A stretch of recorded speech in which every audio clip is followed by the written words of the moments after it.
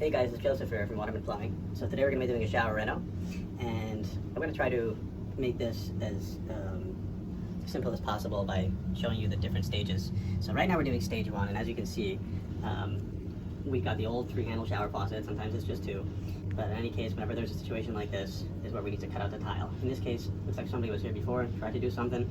Obviously they didn't know what they were doing, and so this disaster is what's left over. So we won't necessarily be carving out the tile so nicely like we usually do today, because we simply can't. So stage 1 is we're going to take off all this trim, and what we're going to need for this is you're going to want a pair of rubber gloves, because there's going to be some water. You're going to want a drill just to take out the screws quicker, and a pair of pliers, because these things get really stiff. Even when you get the screws out, you're going to need to kind of pry them off, just like that. So that's all you need for stage 1. Alright guys, so for the next stage, stage 2, is we're going to want to remove the shower faucet. Now obviously in this case, you can see we have ample room. Normally we're just dealing with about half of what's here, probably less. Careful, because in a case like this, for example, you can see there's some other plumbing here on the other side of this wall. So it's not a mirror, it's not mirrored bathtub, but this is a drain here on the other side, so we gotta be careful of that. And we also got some water lines crossing over here. So that was a good idea to mark which one's hot and which one's cold. In some cases it's pretty obvious. In this case, because there's that crossover, we just want to eliminate that possibility of confusion. So, okay. Now one more thing we're going to mention is that in the odd situation, the odd cases, the really old houses, you can see here we got some galvanized piping, and still they used to do this for the risers. So in a case like this, things could get complicated.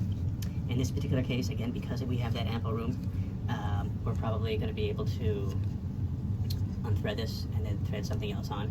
Otherwise, we'd be looking at either removing this completely, which is the most likely thing that we would need to do in order to correct that.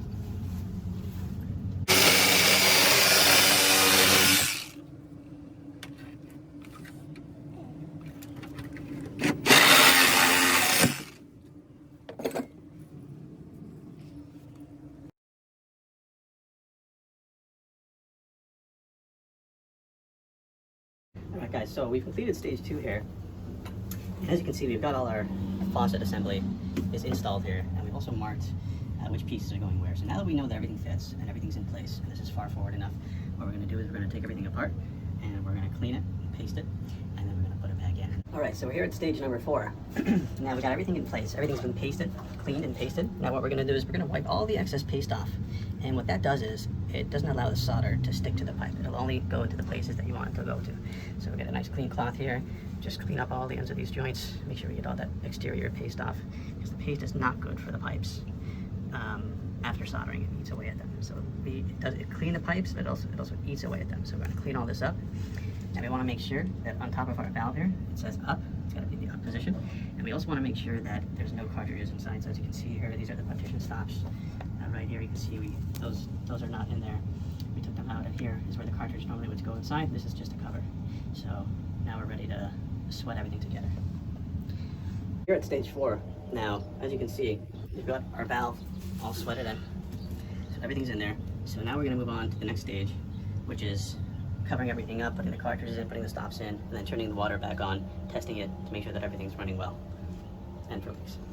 And we're also going to be cleaning our joints. A little bit of water, just a wet rag, just to clean the joints, because we want to clean off that excess paste.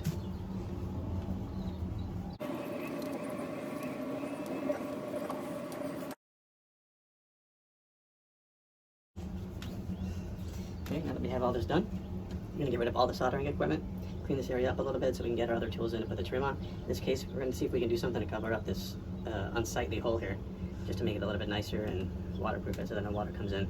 It's just a terrible shame what they did here. It's so awful. But we'll try to make it look as best we can.